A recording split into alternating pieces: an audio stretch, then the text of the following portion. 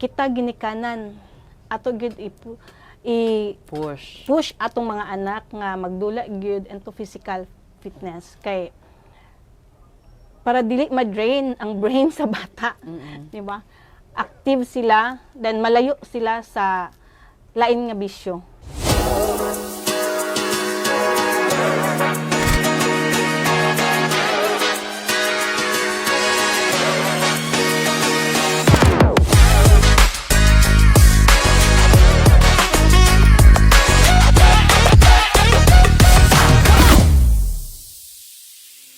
Usa ka malinawon og malipayon nga adlaw Misamis Oriental. Welcome sa atong programa nga maghatag katin-awan og kamatuoran sa mga isyu ug kalihukan dinhi sa probinsya sa Misamis Oriental.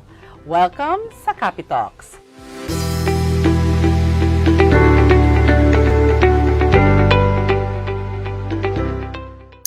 Karong adlaw ang atong hisgutan ang function sa atong Provincial Sports and Development Office headed by Ma'am Rosweta Colastre. Ma'am Sweet, welcome sa Capitalks. Og malipayon gid kay mi nga naay imong presence karon, at least ang mga misamisnon makabalog yun sa mga kalihukan ug ang nag-exist ang opisina sa Provincial Sports and Development. So ma'am, unsa ang mga programa ug proyekto under sa administrasyon ni Governor Juliet Uy? Good morning, Ma'am Jo. Good morning, Miss Nons. Ubos sa liderato ni Governor Juliet Uy, ang Sports Development Office nagpasiugda sa sports clinic.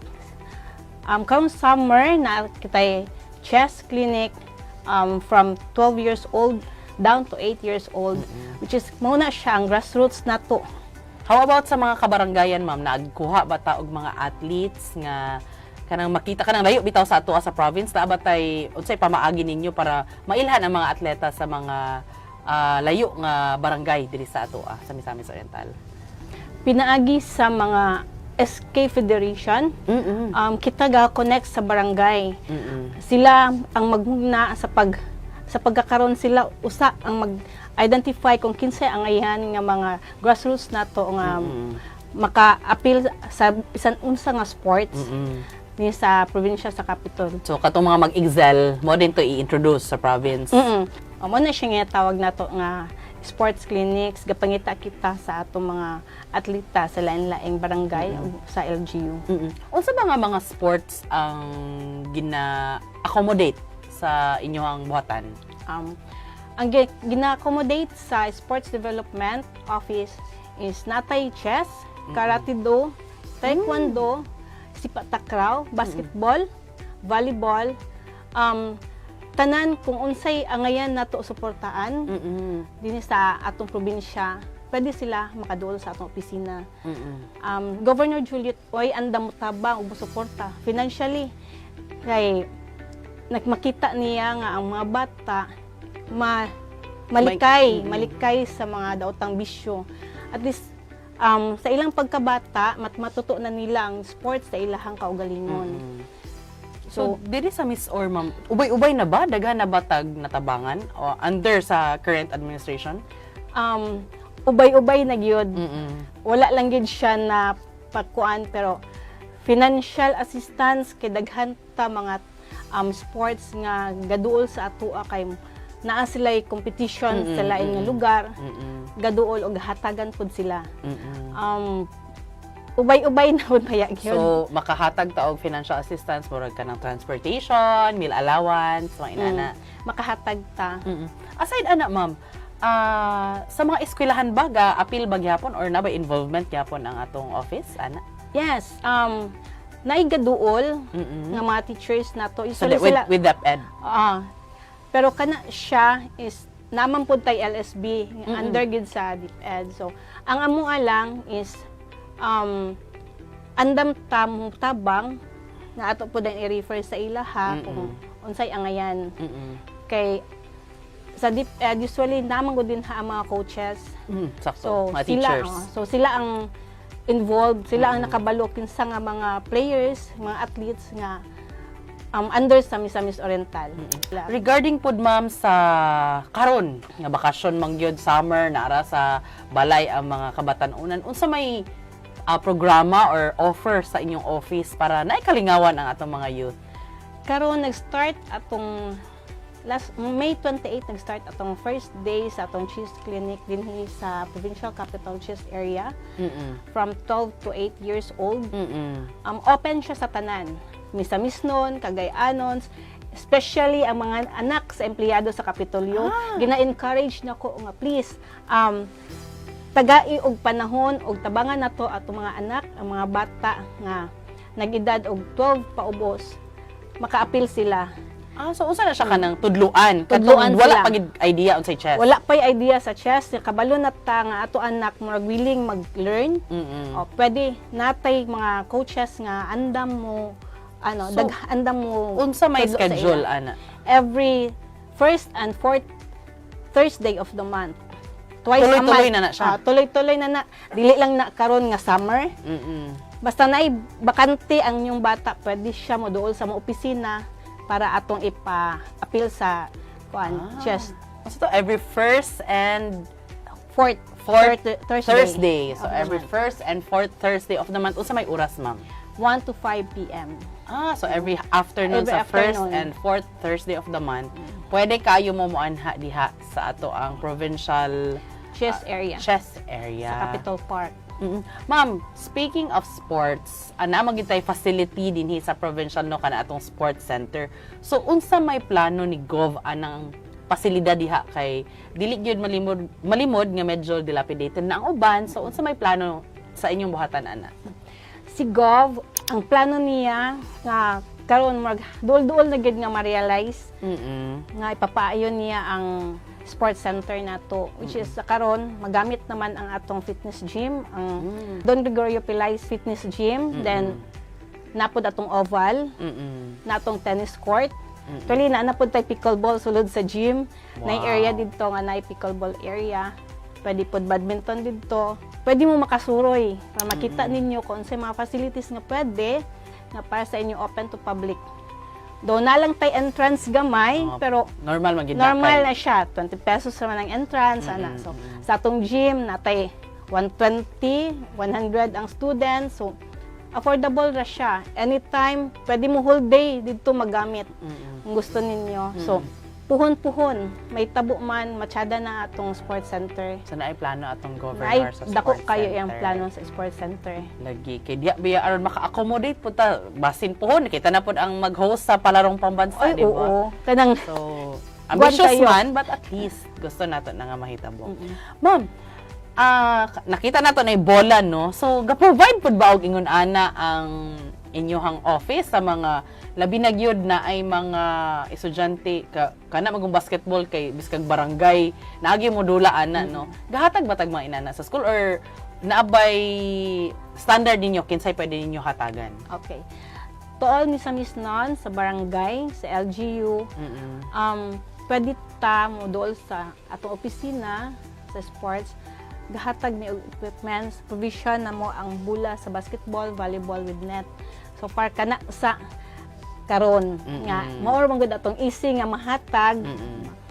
So kung namoy mga request, pwede pod Magsulat lang. sulat lang. Through Governor Juliet Uy sa sports sa dayon. sa sports, oo. So daghan di ay kaayuhan no. So naatay pangutana ma'am gikan sa ato ang misamis nun. So naay pangutana ato ang katawhan.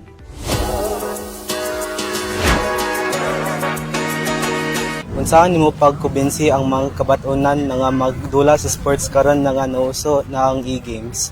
Unsaon pagkumbinsi ang mga kabatan-unan.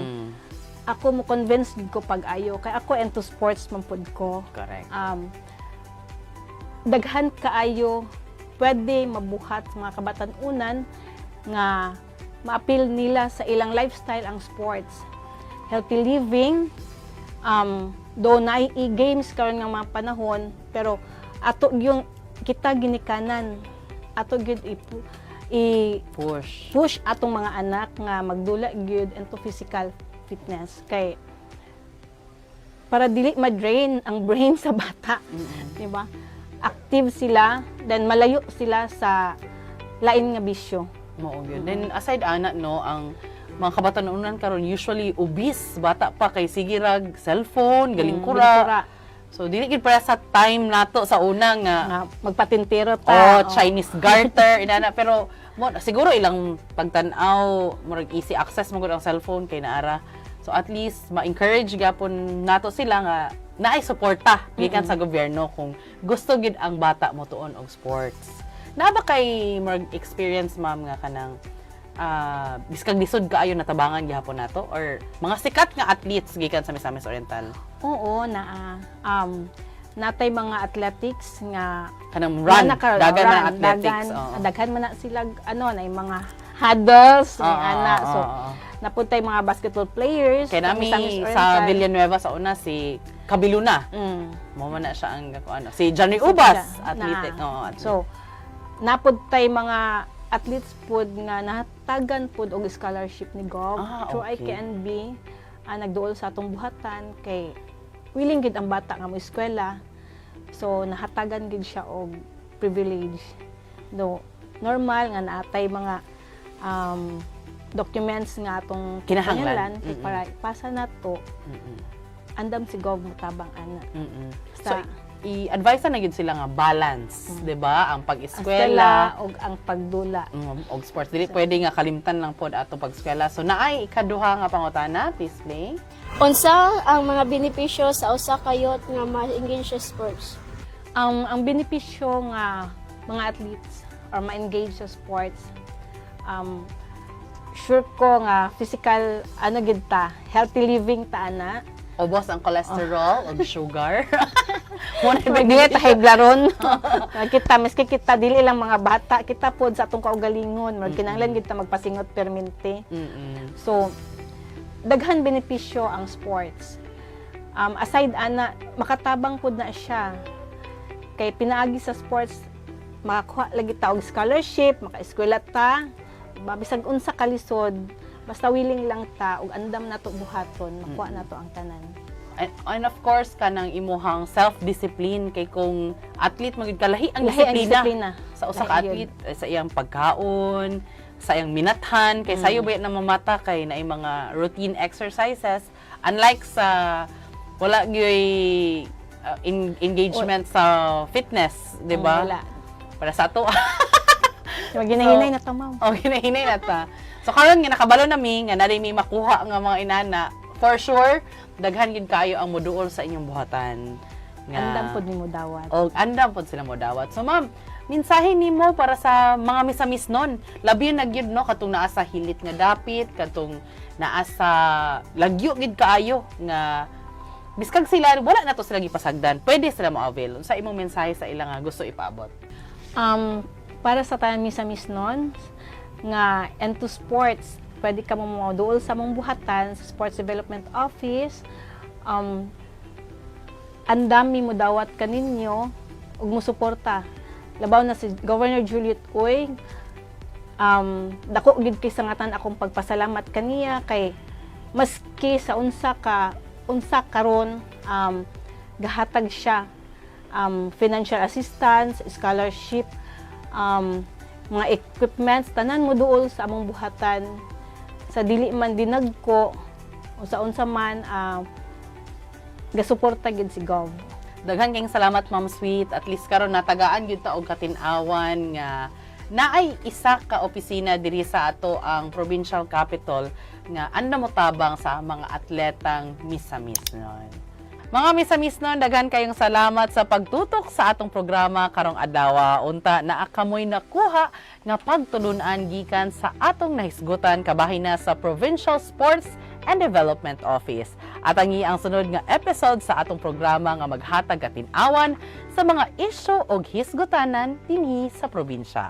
Ako si Jo Antabique ug mao kini ang Capitalk.